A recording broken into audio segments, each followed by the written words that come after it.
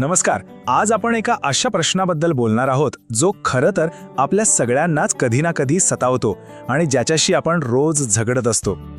कधी विचार केलाय का, आपण कितीही शांत बसण्याचा प्रयत्न केला तरी डोक्यात विचारांचं एक न थांबणारं वादळ सुरूच असतं. जणू काही आपल्याच डोक्यात एक प्रचंड ट्रॅफिक जॅम लागलाय आणि विचारांच्या गाड्या हॉर्न वाजवत इकडून तिकडे धावत आहेत. एक विचार जातो न जातो तोच दुसरा येतो. हे चक्र कधी थांबणारच नाही असं वाटतं, नाही का?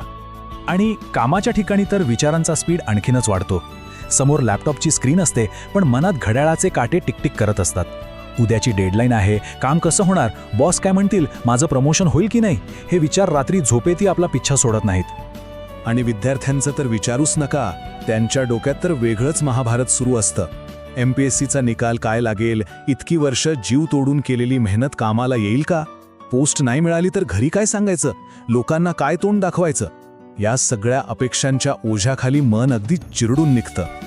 हे विचारांचं वादळ फक्त ऑफिस किंवा अभ्यासापुरतं मर्यादित नाही, ते आपल्या घरातही घोंगावत असतं. नात्यांमधले तणाव, रोजच्या छोट्या छोट्या गोष्टींवरून होणारी चिडचिड, कधी न संपणारी भांडणं, या सगळ्यामुळे घरात असून नसल्यासारखं वाटतं आणि मन पार थकून जातं.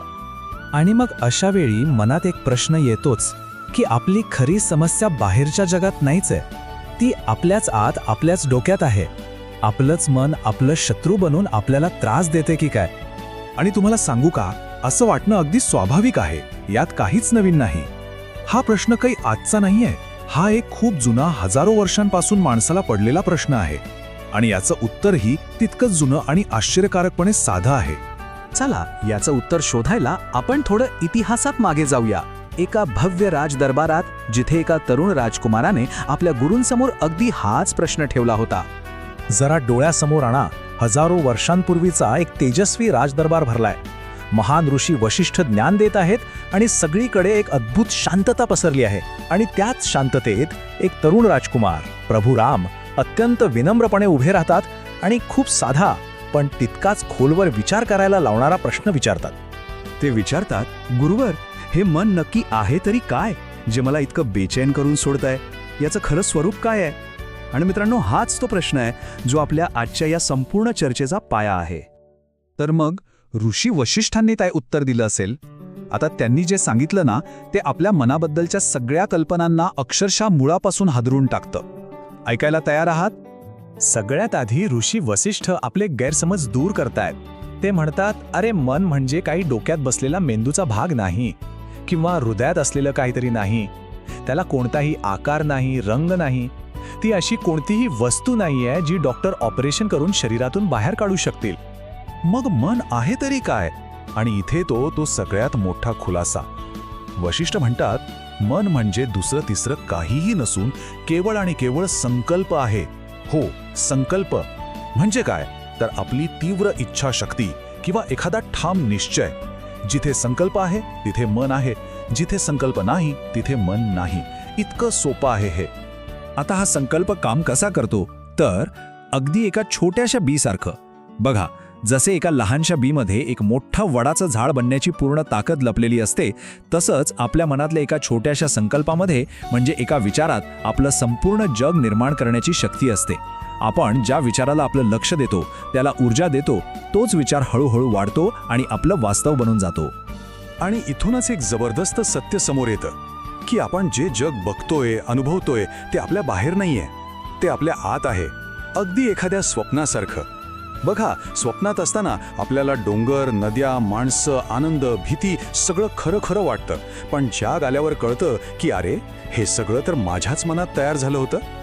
आता मला माहिती आहे, मनात प्रश्न आलाच असेल की हे सगळं बोलायला, ऐकायला खूप छान वाटतंय, पण मग आयुष्यातलं दुःख, संकट, आजारपण, ते तर खरं असतं ना?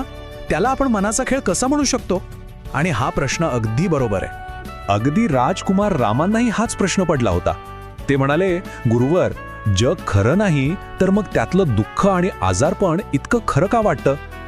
नाहीतर कसं, मुंबईच्या लोकलच्या गर्दीत किंवा पुण्याच्या ट्रॅफिकमध्ये अडकल्यावर कोणी म्हणालं, अरे हे सगळं मनाचं खेळ आहे, तर आपल्याला रागच येईल ना, कारण तो त्रास तर खरा असतो.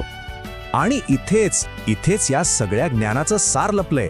बघा, गर्दीने खचाखच भरलेली लोकल ट्रेन ही एक बाह्य परिस्थिती आहे. हे एक सत्य आहे, आपण ते बदलू शकत नाही.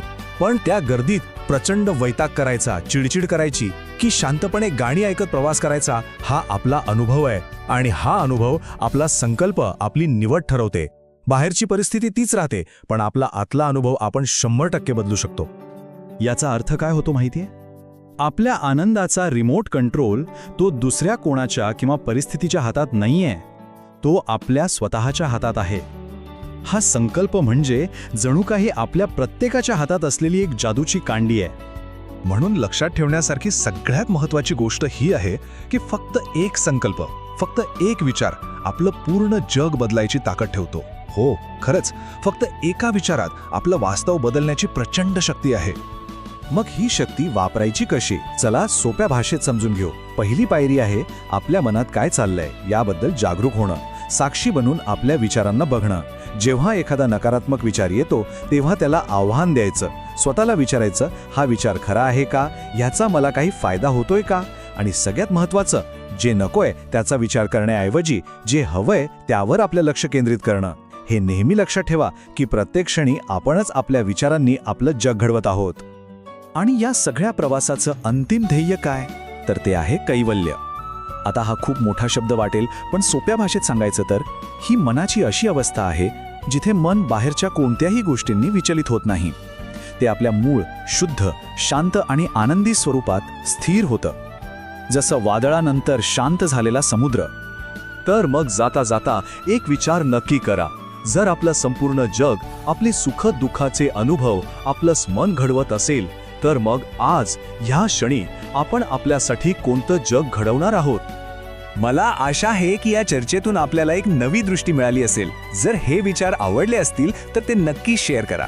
काय माहीत, आपल्या एका शेअरमुळे कोणाच्या तरी मनात एक सकारात्मक बदल घडू शकतो आणि त्यांनाही त्यांच्या हातातली ही जादूची कांडी सापडू शकते. आणि हो, असेच विचार सोप्या आणि रंजक भाषेत समजून घेण्यासाठी चॅनलला सबस्क्राईब करायला विसरू नका.